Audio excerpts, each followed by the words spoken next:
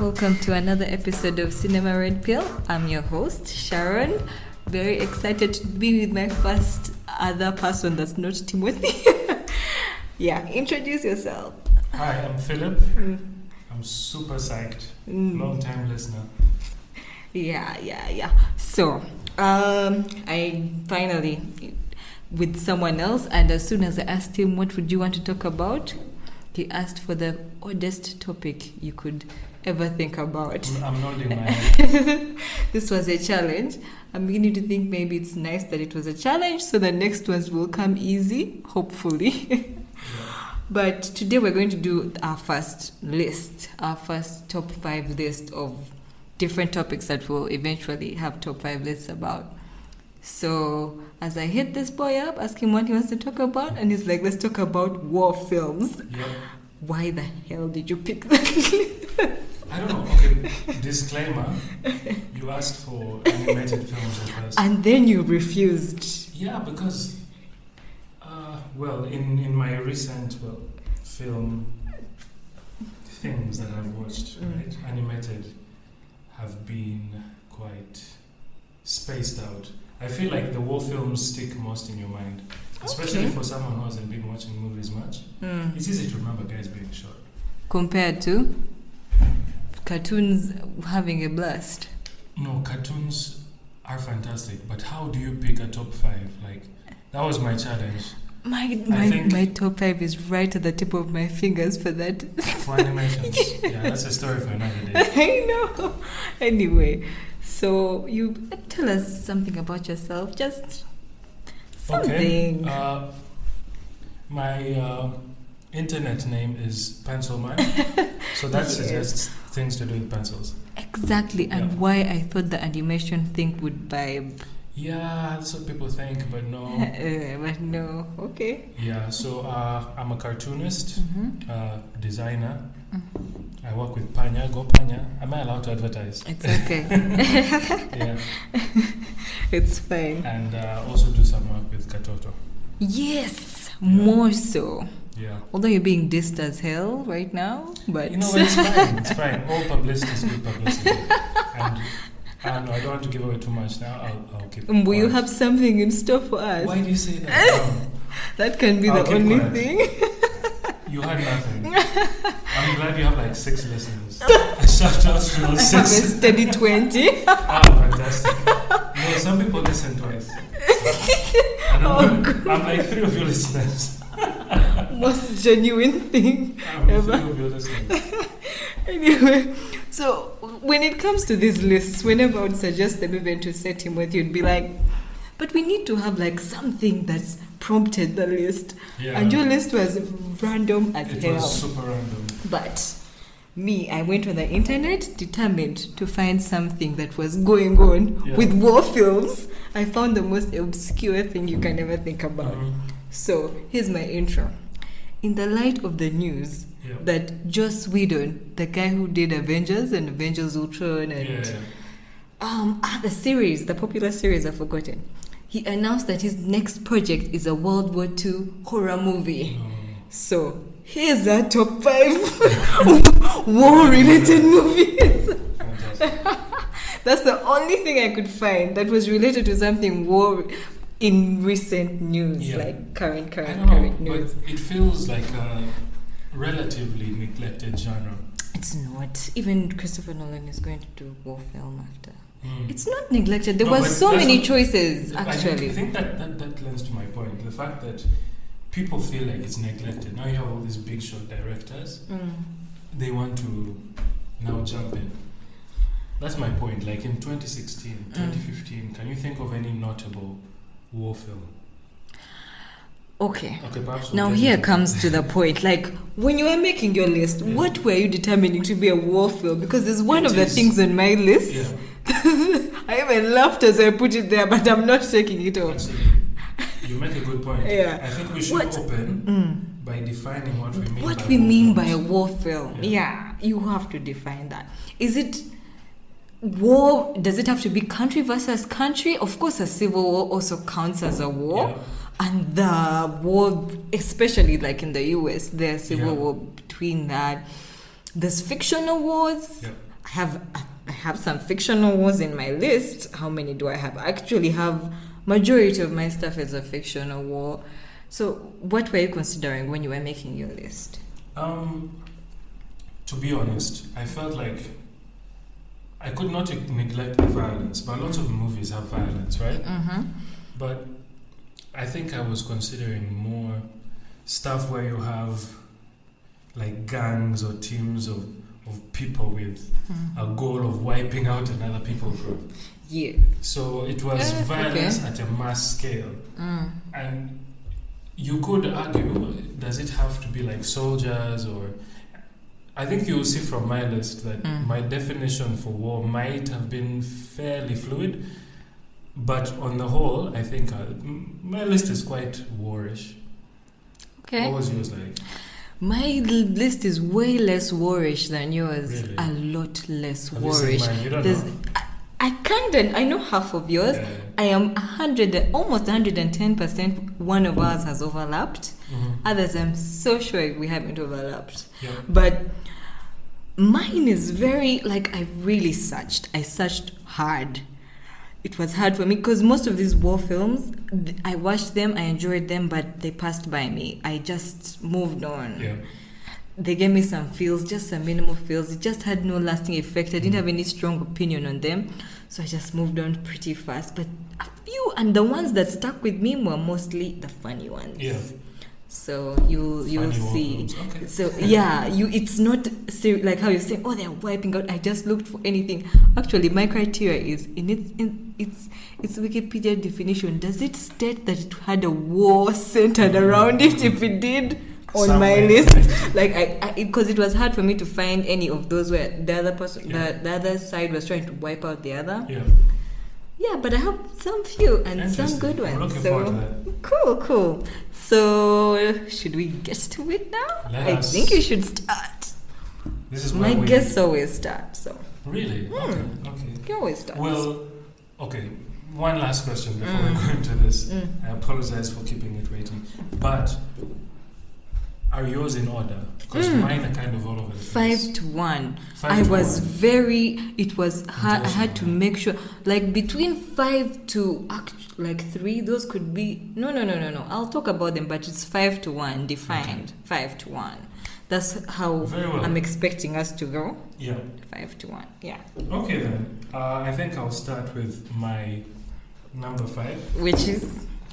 Which is Lord of War from 2005. It's a Nicolas Cage film. I know you haven't seen this one. Yes, I think it's the only one I haven't And seen. The only reason I put it up, like, I watched it such a long time ago, and I only have vague memories of it, but it made such an impression because it's fairly based on a true story. It was about the people who profit from war.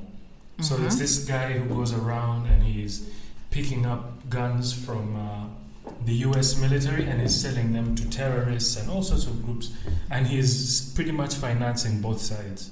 Yeah, correct me if I'm wrong on this one, but I thought it was the drama was real. I felt Nicholas, I mean, I think he's at home in his war genres, in these high intensity environments. What else did I like about it? It's a number 5, so it was just what's memorable. its story? So Nicholas, who is the protagonist, starts out as he's looking for a way to make lots of money. He's a very ambitious guy, and he's living like a double life. So he's going around. He's figured out a loophole how to get weapons really cheaply and smuggle them to, guys who want.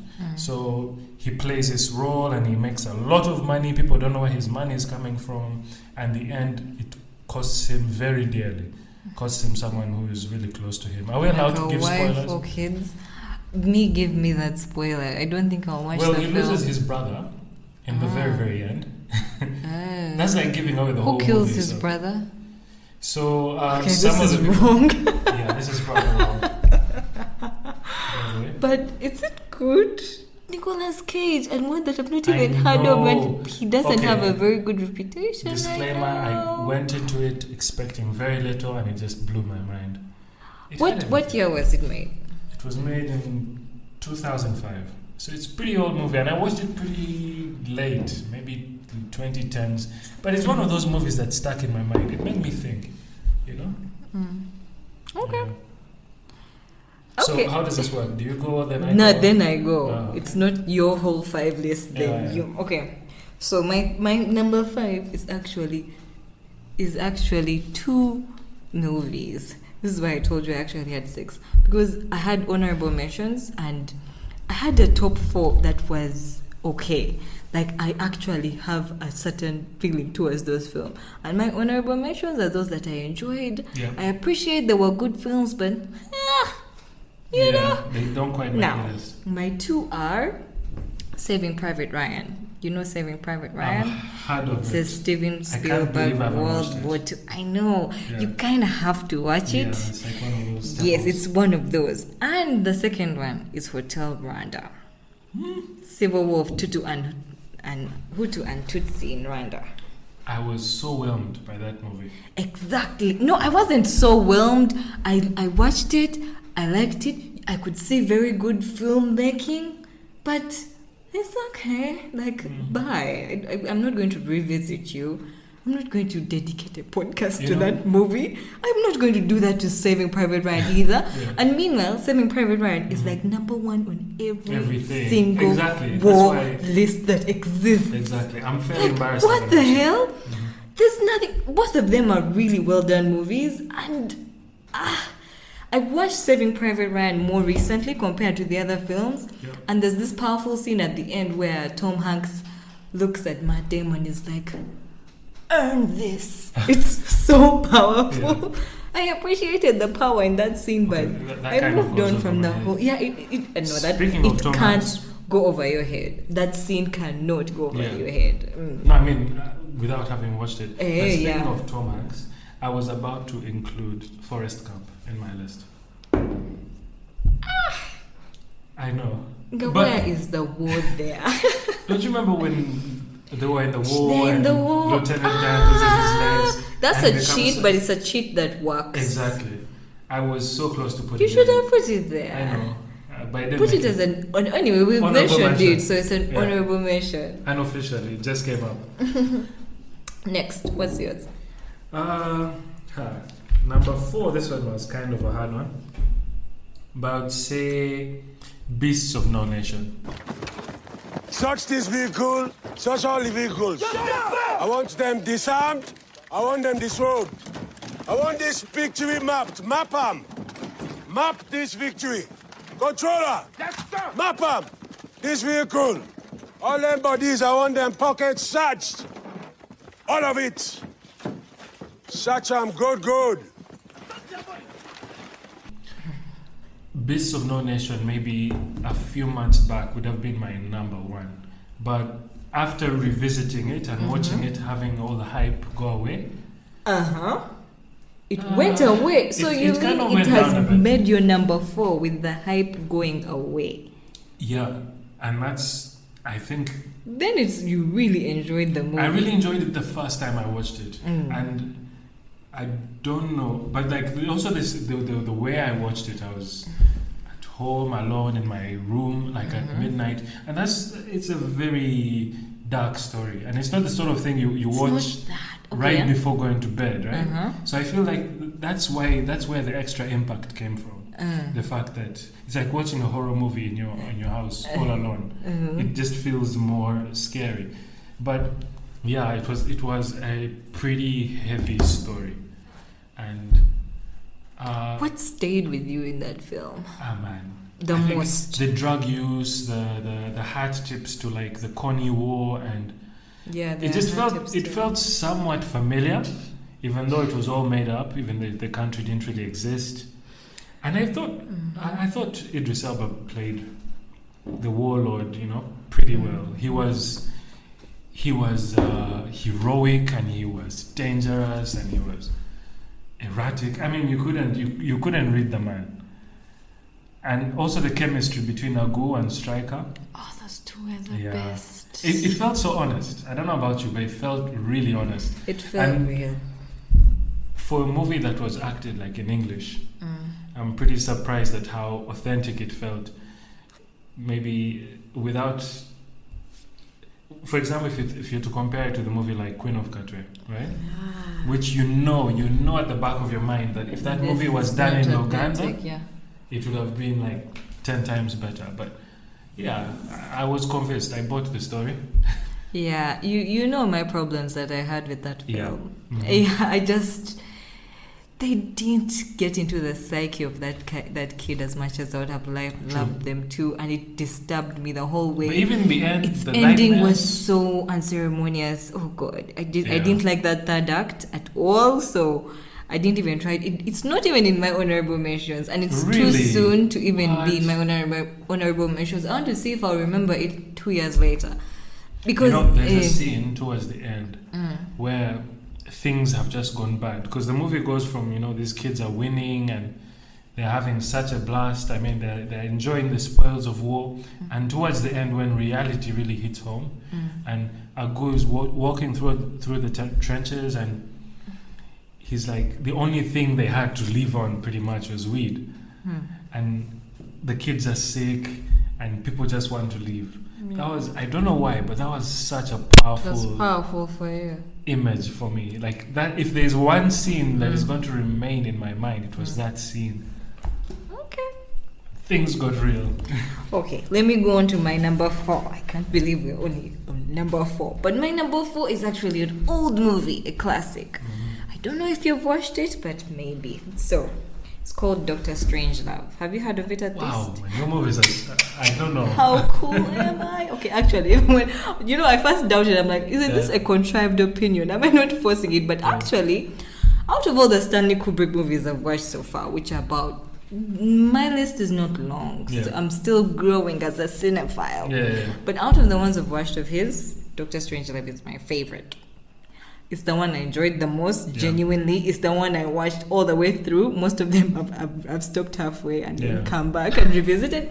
I watched it all the way through, and I found it really genius. I'm very sure there's a bunch of humor I must have not gotten, because this movie is satire. It's satire on the Cold War. Cold War between USA and Russia. Have you watched it yet? I haven't. Anyway. Little bit, I'm not going to spoil for you, though we will spoil it for us, the Nicolas Cage movie. But anyway, the entire premise of the thing is the US, is it the US? The US wants to throw a nuclear bomb, I think it's the US, onto Russia. And nuclear war, you're killing basically everyone. It's a super big deal. So it managed to make satire out of this. And while I was reading about this film, I saw the book has actually a serious story. But Stanley Kubrick looked at the thing and was like, this is fucking ridiculous. So he's like, I'm going to make it a funny thing. He manages to make a serious thing completely ridiculous. And he shows the entire world being at stake over men in a room. There's this scene where the guy comes up and he's like, gentlemen, there's no fighting here. This is the war room. The hell? This is so absurd. What did you say? I said Premier Kissoff is a degenerate atheistic Mr. President, I formally request that you have the signal. I'm sorry. Mr. President, I think they're trying the number. You filthy bully, you filthy, you serve the guy, you autistic about before, hey, you war mustang bully. Gentlemen, you can't fight in here. This is the war room. It's a genius film, I really think, so it had to come up on my list. I think now I'm even sad that it's number 4. Yeah, it should have been higher. Everything else is actually embarrassing that I put it. I can't believe I put it at number 4. Do you know regret? I should watch that movie. You have to. I was thinking about, like, if Donald Trump were president. I feel like the war room would very much be, just dependent. Like, war can be dependent on how my morning was. I know. Did someone knock just me or spill my coffee? Men disagreeing and just failing to understand each other can really put things. I hear you. Yeah. Full-on countries. I can't believe it's at number 4 because everything else said, probably my number 3 is not bad. Like it gets better. Anyway, move to your number 3 first. Number 3. Wow, it's getting hard. But I'll say Inglorious Bastards. I can't believe it's your number 3. This is like me putting Dr. Strangelove at number 4. Anyway. Yeah, it's really, really hard. And okay. Yeah, I'm just going It's going to be hard. Anytime when you top it, I'm going to be like, how do you think that could top it? I actually think we might have a session at the end where we reconsider what we say. But for now, Glorious Bastards, my number 3. It's just the way these guys trivialize such big things like murder, killing, like... Well, Quentin Tarantino has a way of making violence funny. You could say that it was a comedy, black comedy, right? Yeah. Ah, man. Does it feature on your list? Just before we go... It's so, like, it. Okay, let me even say it now. It's my number 1. So my list of things to say about it are But you've kind of killed it, eh? I've not killed it. I'm just telling you, it's my number 1. So I think we should spare it and talk about it together at my number 1. I agree with you. So you move to your number 3. My number 3. My number 3, I don't know if you've watched it. Have you watched Tropic Thunder? Like, where do you get this movie? No, you've not heard of Tropic Thunder. No, I haven't. No fucking way. Yeah, that's why I'm not a cinephile. Tropic Thunder, you have to watch Tropic Thunder. You have to expect these things when you invite cartoonists to talk about war, right? You have to watch Tropic Thunder. Tell me about it. Anyway, Tropic Thunder is a movie that stars and directs Ben Stiller. And there's himself, Robert Downey Jr., Jack Black, and an epic cameo of Tom Cruise. Like, now, since I know you've not watched it, I'm hardly going to spoil a thing. Yeah. But anyway, the entire plot is about actors who are filming a movie about the Vietnam War. Yeah. So the director decides to throw them in a jungle because they're behind schedule, and he's like, okay, you know what? I'm going to just throw you in a jungle and you're going to act out. There's hidden cameras everywhere, and things will just go, like special effects will just come at you, and you'll always react to a situation. Yeah. But they find themselves in a jungle, and there's a gang of people, and there's like an old tornado. What do they call the things that blow up? Grenade. An old grenade, and it actually kills the people. For real. But they still think it's acting. So it kind of goes with that whole flow. So they don't know. Think they're acting, but they're unsure they're not. It's really, really funny. Just actors trying to be serious and trying to take their role serious. So much humor. It's a really good movie. And it's a movie in a movie. I watched something really similar. Was Stone Cold in that thing? Who? Stone Cold, the wrestler. I have no idea. I might be thinking of something else. You might be thinking, but that's my number 3. Yeah. Move to your number 2. Number 2, you kind of know this, City of God. I intentionally did not put that on my list. Because you knew I was going to put it. Because it's your movie. It's your movie. I can't even believe it's number 2. So what the hell is number 1?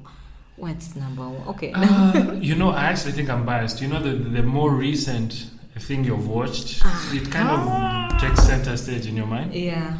But City of God was such...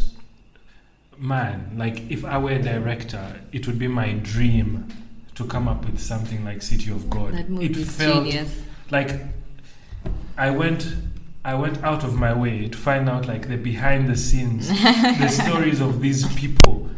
First of all, it's based on a true story, right? I mean, the favelas, like, that was another character in the film. This whole film could have been silent, and the environments could have spoken. Like, the colors, the freaking chicken, that opening scene. That opening scene was so good. Kids. When it eventually comes back to it, I think that's the most powerful coming back to a past scene I've ever felt. The way these guys play with flashbacks, the richness of the characters. And I think that's one of the most profound things about this movie. I think, well, it was shot in, I don't know what they speak, that Portuguese, right? The Brazilian language. I think they speak Portuguese. And the guys who they cast were actually, people who actually lived in favelas. They weren't professional actors. The only professional actor in that whole movie was the guy who played Carrot. he was the only professional actor. For real? The rest were authentic favela guys. And you think about characters like Lil Z, Benny, like, how did these guys never act before? I really wish Queen of Katwe could have been that great. Like, they should have cast like real authentic people. No one would watch it, man. No, Disney, anyway. Again, it kind of, I think it's also along that story of Lord of the Flies type genre where kids are just out of control, where we see like human nature in its rawness. What does it look like when kids grow up unparented, raw, like just do whatever they want? Ah man, that movie, it changed my life. Now you have those life-changing meals where you remember this day I ate this burger. That was it for me.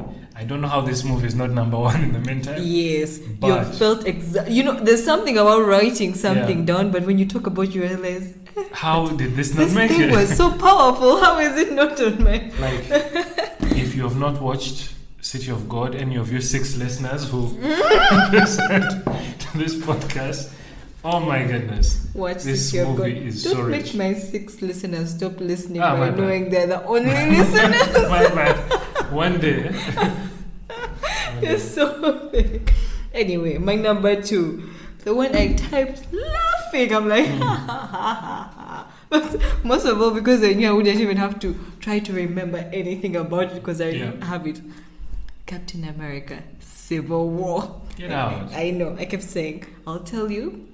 The word war is in the movie already. But look, It's a civil war. it's a civil war and it's so 2000s. Like, what's the most 2000 things happening now? Superhero movies. Yeah. And there's basically a war between 2 favorite characters. Yeah. So it's significant in a way. And it was a great, great, great movie. Who are you rooting for? Man, I was very undecided even in the last time. I didn't like the whole mopey thing. Yeah. The whole Iron Man's thing became a bit too mopey at some point. But I'm pretty surprised that a Marvel movie could have made your top 5. What was it about this one? No, this movie was so good. Have you ever been having to hold so many characters and make all of them relevant at the same time? City of God. In 2 hours. Yeah. Characters which people already know and love. True. You're able to bring Spider-Man and make him remember you for that movie is genius. It's such an achievement. You cannot even try to belittle it among the rest of the things. Some things that have a straightforward 3-act, like start, middle, end. The middle, yes, there's going to be no point of return, then you're going to make everything right. But when you have that many characters, those script writers have to be given a thumbs up. And even people remember Zim, or they remember Black Panther. They'll remember even that chick with the hands. Ant-Man has a small cameo and he's still... No, that movie is good. Yeah. So, in light of the 2016, like, it was actually funny for me to put it down. This is too easy. You're real giving me a to-do list. This is just too easy. Okay. Now, I can't wait to hear your number 1. Please lay it on me. My number 1 and the most recent war movie I've watched was Fury. Brad Pitt. Oh my god! How could you forget that? I didn't forget that. I didn't forget that movie. And I knew it was going to be on your list. Really? But you actually put it above City of God. I'm actually surprised, but I like I said before, it's probably, just the fact that I recall the most from it. How recently did you watch it? I'll say maybe in the past 3 months. I watched Fury in the past 3 months. It's more war movie. It's like the most war movie on my list, City I of think. God, though. It's like sort of Inglourious Basterds territory. It goes in my honorable mentions. Yeah. Fury was such a good movie. It's a really, really good movie. Like, the fact that... I think one of the reasons I really related to this movie was that one of the main characters, Logan, the guy who's played by Logan, I forget his name right now, but that timid guy who comes and this is like his first taste of war. I really appreciate that this guy was sort of a caricature for me. It felt like this guy, if I was in the movie, this is who I would be. I felt like that's it sort yeah. it sort of puts you in the driving seat. Like, what would it be like being plunged head first, like into war? And this guy sort of embodies what I would do. His first task is not even to shoot a gun or anything; it's to clean the tank, and the guy pukes. Right? Like, that was such a good movie. The tank battle, the fact that this whole thing happens in this one tiny confined space. I don't want to give away the end. Don't. But like I felt I was with this guy the whole movie. Those characters became my friends. The 5 guys, the shooter guy, and they were kind of stereotypical kind of war people. You have the funny guy, you have the hard, that was such a good movie. And Brad Pitt doesn't disappoint. He's like, he sometimes does, but he doesn't. No, but in this one, and even Shia LaBeouf was fucking awesome. But can you believe this is the same guy that did Suicide Squad? How the fuck? Like after seeing a film like that, you are sure there's no way he's disappointing. Nah, okay. Everyone has that moment. Sad. Everybody expected the best, but he did put Training Fury Day. over, of course. Exactly, the guy who did Training Day and then did this and made a war movie this cool. Do you know there's literally no one that I've given this movie who doesn't like it. Really? Yeah. It's that good. Yeah. So. But I think before you mention your number one, do you have other honorable mentions? I wanted to mention them after my number one. Let's first finish, then we do the honorable mentions. So, my number one, as already revealed, is Inglourious Bastards. You're sheltering enemies of the state, are you not?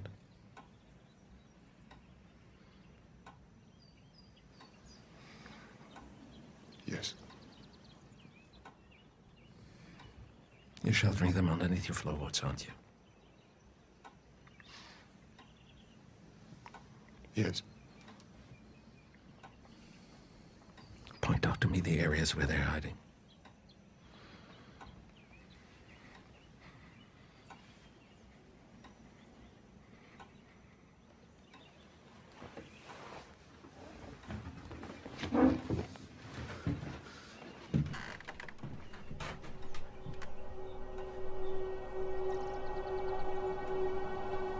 Since I haven't heard any disturbance, I assume while they're listening they don't speak English.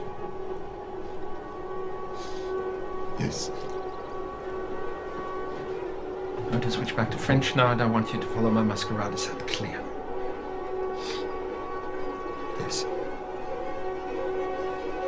Monsieur Lapidite,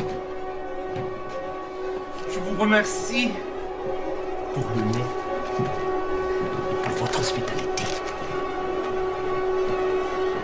Il me semble que nous en avons terminé.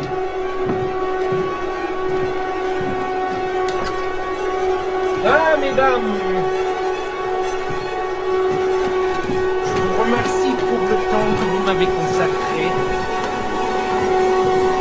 Je ne lui rends pas votre famille plus longtemps.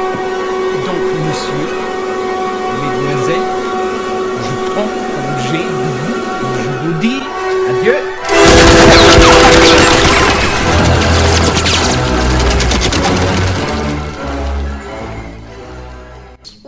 I was so prepared for this one. So, Quentin Tarantino. Of course, we're so many, I hate to say it like that, but dick riders of Quentin Tarantino. And I'm partially one of them. But yes, this is my favorite Quentin Tarantino. I think you kept pulling the funny, and I don't especially pull the funny out of it. Really? I pull more of the intensity and the dialogue. Yeah. Best scene ever, that opening scene. When he's seated there and he's talking to the farmer, and then the people down, and they shoot the shit out of them. But that intensity of just... Christopher Walken. Now, he introduced Christoph Waltz. He introduced us to Christoph Waltz. Wasn't that the first time basically anyone had seen Christoph Waltz?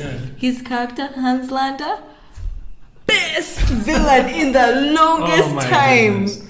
That guy was intense. Yes. First, before you go ahead, that scene where Brad Pitt, I think, is trying to fake German, and he holds up his hand in the wrong way. Oh my god! You're like, why? And you know that the way it built up the intensity of every single situation, that movie is great. That movie is great. I really say the film isn't perfect, but two things: that villain and that intensity build. I wish it had more of. You know how in the beginning, the as the farm scene, as we talked about it, and they shoot people and one person survives and she runs off. I love the tension that came up with her and Hans Landa. I really wish it was more. It's what I would have begged for from that film even more, because actually the Inglourious Bastards themselves weren't that intriguing a piece of plot than anyone else really. The movie was the it the was meat of the so film. good. Everyone was basically a bad guy, because even Shoshana herself was bad and wanted a bad thing. That film was great. And it had Michael Fassbender. He is the man of my life. Okay, he's my favorite.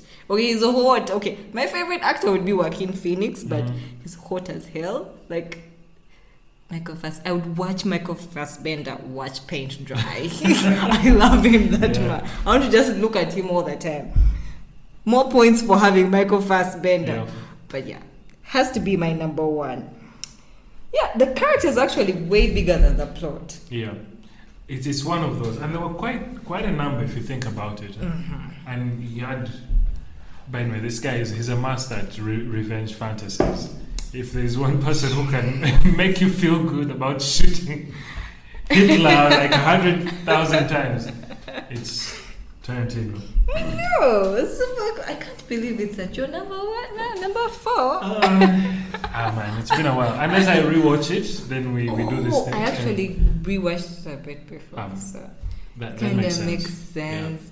But Christoph Waltz, greatest villain in cinematic history in a while. Like in recent history, recent history, he has to be the greatest. Okay, so my honorable mentions. Blood Diamond. Oh yeah, that was good. Yeah. Gladiator, for a fictional war film. Are you not entertained? 300. I had two of the fictional ones. But the second one just took away a lot of the They should stop with the sequels. I just pretend they didn't happen. It was for the money. Another one? Casablanca. You know, Casablanca was set in the whole olden thing. You really need to catch up with old I thought that was cinema. a love story. It is, but it's a love story intertwined with the war, because the guy wants to pick up someone who's in a war, and I liked Casablanca. Like, it's the way I liked Hotel Rwanda. I liked Casablanca. That's the exact same way. Now, The Hurt Locker. No, it's not in my information. Hurt Locker is such a good movie. Yeah, but it didn't stay with me. I can't even remember. I remember the scene with the suit and how cool it was. Yeah, but everything else, no. How about Body of Lies with Leonardo DiCaprio? Where they break his fingers. That's good. The scene that stays with everyone. What are your honorable mentions? Yeah, I think those. I've sort of thrown them in. You didn't have a list of honorable mentions. Yes. I had there's Hurt Locker, there is Body of Lies. I would say, I don't really have any of those like olden day gladiator type movies. That's strange. Are you serious? Okay. Would Harry Potter count as a war film? Do you know what I almost put? Harry Potter. I almost put Star Wars. Yeah, it has wars. But then that franchise is a family drama. Yeah. More than anything, it's a family drama. You never really think. You think of it more as an adventure film. Yes. Okay. Yes, he has his star. What's that star that they brought back in The Force Awakens? That one. Yeah, that one. It always comes as a second-rate plot, really. Yeah. But yeah, this has been a long episode, by the way. But you'll edit, right? I'll edit, but not everything. It's like 2 minutes of editing, by the way. Anyway, this has been Cinema Red Pill. I've been here with Philip. It's been so much fun. Yeah, thank you so much. You have to be back for having me. Pick no more things next time. No more things. No more movies. No more things. We shall talk about economics documentaries. My top 5 economics documentaries. It's been so much fun. I'm Sharon. I'm Philip. If you disagree or agree with our views, email me directly at sharon@cinemaredpill.com. Thank you for listening, my dear 6 listeners.